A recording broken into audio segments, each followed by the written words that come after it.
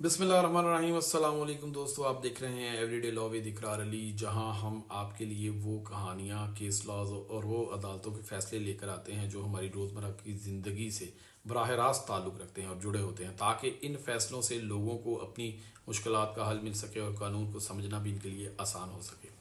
अक्सर लोग, ख़ास तौर पर वो वालिदैन और बच्चियाँ जिनकी शादियाँ जो हैं वो कुछ अर्सा के बाद तलाक़ या अलहदगी की सूरत में ख़त्म हो जाती हैं, वो इस बात पर शदीद परेशानी में मुब्तला होती हैं कि क्या अगर इन्होंने दूसरी शादी कर दी, या वालिदैन उन्हें सोचते हैं कि हमने अपनी बेटी की दूसरी शादी कर दी तो क्या इनके बच्चे तो इनसे नहीं छीन लिए जाएंगे। कई लोगों को ये भी मालूम नहीं होता कि इस मामले में कानून क्या कहता है और ऐसी सूरत में कौन सी इनके पास लीगल रेमेडीज़ मौजूद हैं, और बच्चियां जो हैं वो इसी डर की वजह से सारी ज़िंदगी शादी नहीं करती, जो एक जुल्म है।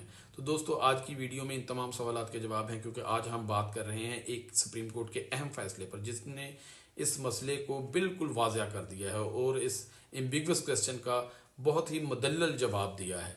ये फैसला है PLD 2025 सुप्रीम कोर्ट पेज 549, जो कि कस्टडी ऑफ माइनर के हवाले से है, यानी बच्चे की हज़ानत के बारे में है। इस केस में एक बाप ने अदालत में एप्लीकेशन दी कि मेरा जो बच्ची है वो मुझे दे दी जाए, चूँकि इसकी साबका बीवी ने दूसरी शादी कर ली है, इसलिए वो अब बच्ची की कस्टडी की अहल नहीं रही।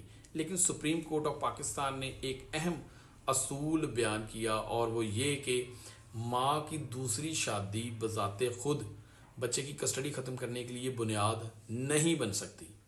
सिर्फ इस बुनियाद पे कि जी वो उसने दूसरी शादी कर ली है, बच्ची के लिए दूसरा बाप जो है वो नामहरम है, तो बच्ची की सिक्योरिटी नहीं है तो मुझे दे दी जाए कस्टडी, बाप ये क्लेम नहीं कर सकता। अदालत ने मुशाहिदा किया कि माँ ने बच्ची की अच्छी परवरिश की है, बच्ची एक अच्छे स्कूल में पढ़ रही है और तलीमी लिहाज से भी नुमायाँ थी।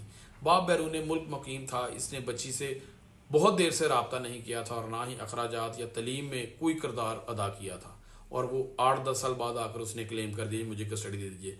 अदालत ने कहा कि वेलफेयर ऑफ किड जो है, असल मेयार जो है वो, अगर माँ दूसरी शादी के बावजूद बच्चे की तरबियत और बेहतर माहौल दे रही है तो कानून इससे कस्टडी नहीं छीन सकता। कानून कस्टडी ट्रांसफ़र करने से पहले सारे हालात वाक़यात का जायज़ा लेगा। अदालत ने एक नहायत खूबसूरत बात इसमें कही कि any unwanted disturbance in environment of the minor would likely to cause irreparable harm to her emotional security and development। यानी अगर बच्ची के माहौल में ज़बरदस्ती तब्दीली की जाए तो ये इसके एहसास तहफ़्फ़ुज़ और नफ्सियाती नशोनुमा को नुकसान पहुंचा सकती है।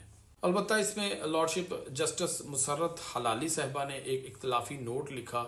इन्होंने कहा कि चूँकि मामला कस्टडी का हसास इशू है, लिहाजा बाप को नोटिस देकर सुना जाना चाहिए था, लेकिन अक्सरियती फैसला यही रहा कि माँ की दूसरी शादी कस्टडी ख़त्म करने की बुनियाद नहीं बन सकती। इस साइटेशन से पहले भी बेशुमार जो आला अदालतों की नज़ीरें इसी हवाले से मौजूद हैं, लेकिन ये फ्रेश 2025 का ये फ़ैसला है। तो दोस्तों, ये फ़ैसला हमें सिखाता है कि हज़ानत कस्टडी का ताल्लुक़ तलाक़ या दूसरी शादी से नहीं है, बल्कि वेलफेयर ऑफ चिल्ड्रन यानी बच्चे की भलाई से है। अगर माँ अपने बच्चे को एक महफूज, मोहब्बत भरा और मुस्तहकम माहौल फराहम कर रही है तो कानून इससे हक़ कस्टडी कभी भी नहीं छीन सकता। अगर आपको ये वीडियो पसंद आई है तो लाइक करें, शेयर करें और चैनल को सब्सक्राइब ज़रूर करिएगा, ताकि आप तक ऐसे ही अहम फैसले और हकीकी कहानियाँ जो हैं वो पहुँच सकें। Thank you very much for watching this video. अल्लाह हाफिज़।